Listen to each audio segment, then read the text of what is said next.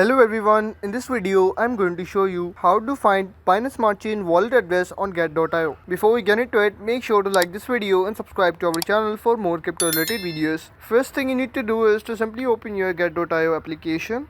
Once you have logged into your get.io account, after that you just need to simply click on the assets tab at the bottom right corner, and here you need to tap on the deposit button. After that, click on on-chain deposit. From this list of cryptocurrencies, here in the search bar you need to search for a coin which runs on a Binance Smart Chain network. So in this video I'm using USDT, so simply click on USDT and select that here. Now in the network side, here you need to click on Binance Smart Chain because we have to find Binance Smart Chain wallet address. So click on this network, but always make sure to select same network on both sides or you're gonna lose all your funds. Now click on Binance Smart Chain, and here you can see your USDT Binance Smart Chain wallet address along with the QR code. Simply copy this address or you can share this QR code directly, and that's how you can find Binance Smart Chain wallet address on get.io. If this video helped you out, make sure to like this video and subscribe to our channel for more crypto related videos.